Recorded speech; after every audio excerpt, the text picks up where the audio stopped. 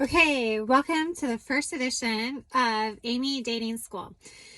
You may be thinking, like, what is this all about? Well, I just have like a desire to talk to my cute young single adult friends who are looking at improving their dating life. And I've been doing a lot of like research on this, a lot of studying, a lot of like put a lot of thought into this. And I think I just feel like I just want to put it out there into the world and to have more people to have access to it. So, to my young single adult friends who are looking to improve their dating life. You may be out there thinking like, man, I just don't know why I have such a hard time finding people to date. I don't know why I have a hard time convincing the people who I like to like me.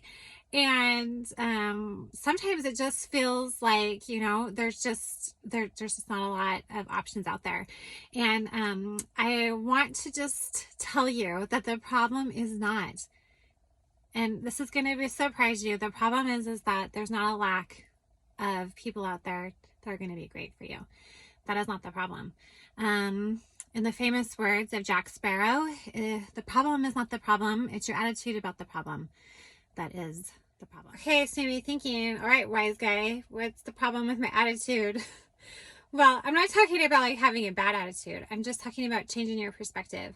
So a lot of times we have a really high standard, and we know what the standard is for what we want to be attracted to somebody. Like, what do we think is like attractive, like physically? And so we definitely know when we feel that and we see that, but we don't have like any standard at all for like other things that are also really important when it comes to like making a relationship. Like, what is their value system? What are their goals and aspirations? And what about compatibility? Those things are actually the things that in the end really keep like a relationship together. And we're not even thinking about what we're looking for in that situation. And so when we're looking for like sparks to fly and feeling like, okay, I really am into this person, we have like a standard for like, okay, I know when they look like A, B, or C, I'm going to be really excited. But do we get excited at all about those other things? And why is it that we don't feel any spark when we find out, hey, this person actually like shares the same values as me, is really compatible, has like same goals and aspirations, has same ideas about like home and family and all those things? Like, why don't I just get really excited about that? And again, I'm gonna surprise you with what that is. Okay, so the reason why you don't feel the spark when you find those other really important things is because you don't even know what you value about yourself.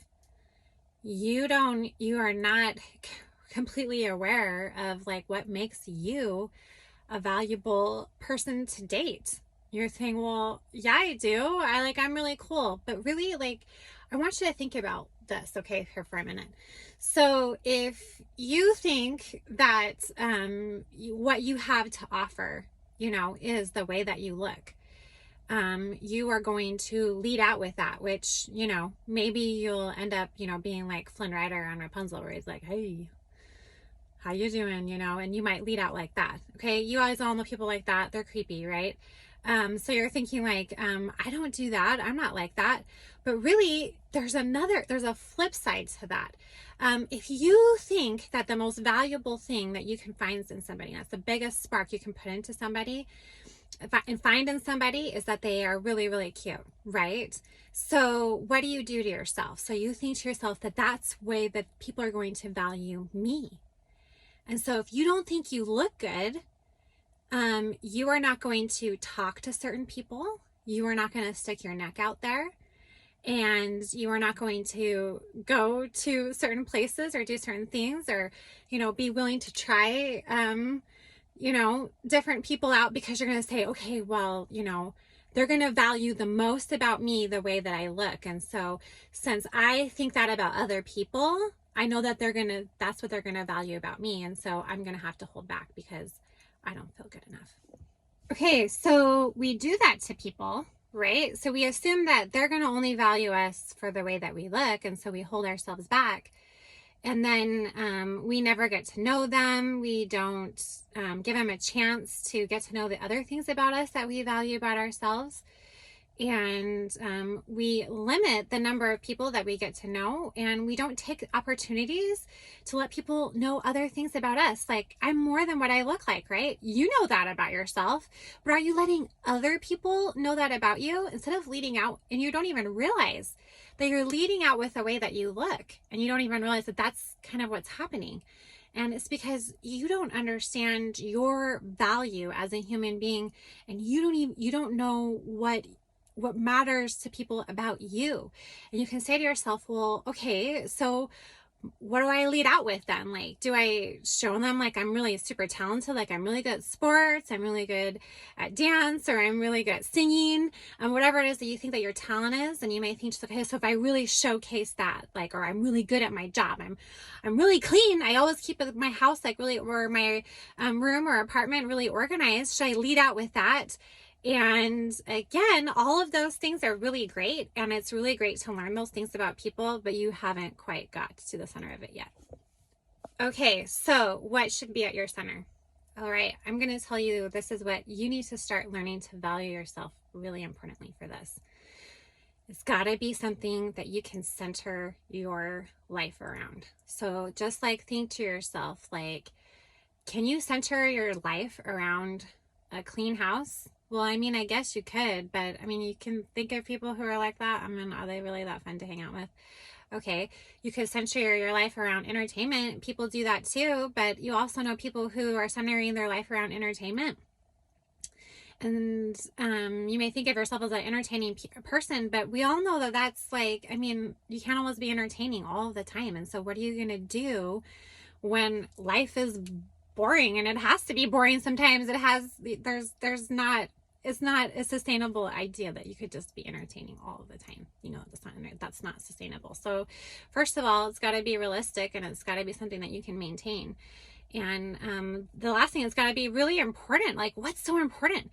Like sports, people can spend like tons and tons of time doing sports, but is in the end, like, who wins and who loses? Is that really like a life-altering, life-changing thing? Like, what could I possibly lead out with that meets all of those criteria? It's got to be something that's really important, something that that can be maintained, and something that is realistic. Like, what can you really put out there into the world that is going to have all of those qualities? Okay, and here it is. I'm going to tell you what you need to lead out with. And you're going to maybe think like, this isn't true. I'm going to try to prove to you that it is. Okay, you need to lead out with what you can build your life around. If you can lead out with, I am a disciple of Jesus Christ. And that is actually the coolest thing about me. You think about that. Is that something that you can say is super important? Yeah, that's really important. Is it something you can maintain? Absolutely, because Jesus is going to accept you like where you're at and take you where you are and help you to go where you need to go despite where you're starting from. Okay, and then the last thing is that is this realistic? Okay. Okay, so I want you to just think about to yourself, like, how can I start building a Christ-centered life? And how can I start leading out with that? Like, am I gonna walk up to people and say like, oh, hey, by the way, I really love Jesus. Like, do you like me now? Okay, no, let me explain. Okay, so here's the realistic part about it, is that here's what I need you to start doing. Okay, I want you to start thinking about in your own personal life. Like, how do I connect with being a Christ-like disciple? Okay, spend like 5 minutes every single day, like thinking about that question. That's realistic, right? Just 5 minutes. If you read scriptures, I would definitely read those. If sometimes scriptures feel confusing to you, like find a podcast or find a way to listen to like different talks and different things that people have given, like articles that have been written that help you to connect with what it means to be a disciple of Jesus Christ. And you'll start to see that spending 5 minutes a day thinking about what that means, that the thoughts start to become actions. Your thoughts lead to actions, and this is a very real scientific thing. And as you start to really like connect with that and starting to lead a Christ-centered life, you are going to start attracting people who want the same thing. So you're going to be thinking to yourself, like, well, that sounds like mumbo jumbo. Like, I spend 5 minutes a day, like, following, somebody on a podcast, and I'm going to find the love of my life. That sounds like way too easy, way too simple. I'm not going to do that, because it just sounds like a bunch of hooey. And what I wanted to say is that your thoughts actually are super powerful. They're more powerful than what you think. And when you start leading out with this in your life, like, and you start pursuing the feelings that you're feeling when you think about living a Christ-centered life, that it will enable you to be able to value that in other people that maybe you didn't realize that you weren't valuing in them. So you were just like thinking people as like objects, like, okay, so this person is cute, this person isn't, I'm gonna like this person because they're cute, and I'm gonna not like this person because they're not. And you don't realize that you're maybe like there's like treasures like right underneath your nose, just like waiting to be found, but you weren't able to see it because not only did you not value it in them, but you didn't value it in yourself, and you didn't lead out with it, and you didn't like allow people to see that part of you. And in fact, sometimes because you're thinking that I don't value the way that I look, like I don't think that I look good enough, or I don't think that I'm smart enough, or I don't think that I'm funny enough, or I don't think I'm entertaining enough, so I'm going to hold back all those things. Like, I don't think that I'm valuable enough in those areas, and so I'm going to hold back because that's what I think other people are going to value about me. And so you don't value it about you, and you think other people are also not going to value that about you. And so when you start realizing that you are way more than that, and you have something that is sustainable, it is important, and it's also totally reachable, and it's something that you can do where you can like say, like, I can continuously have this thing about me that is really great. Then you can kind of say to yourself, yeah, you know what? Sometimes I'm not always entertaining. Sometimes I don't always look good. Sometimes, I have bad days, but I have something that is with me all of the time that people are going to really value about me. And then you stop worrying so much about those things, and you can start leading out with light and love in your life. And you can know that everybody that you meet is a potential person that could get to know you and really love you, because that is what makes you the most lovable. And so instead of counting people out, instead of like hiding or feeling like you're not good enough or not taking the opportunities that you should be taking, you can always know that you have something that everybody can find value in and find a wonderful relationship with, because a person who's going to be a disciple of Christ is going to do that. All right, so you're gonna think to yourself, like, okay, I'm like she said, that's all I gotta do. That's all I gotta do. You have to remember that you have to start somewhere. So start somewhere. Start with 5 minutes a day, and then start to put those types of things into practice. People who are disciples of Christ are patient, they're kind, they self-reflect, they repent, they say they're sorry, they try to be their best person, they love others, they serve, and these are the qualities that make good relationships.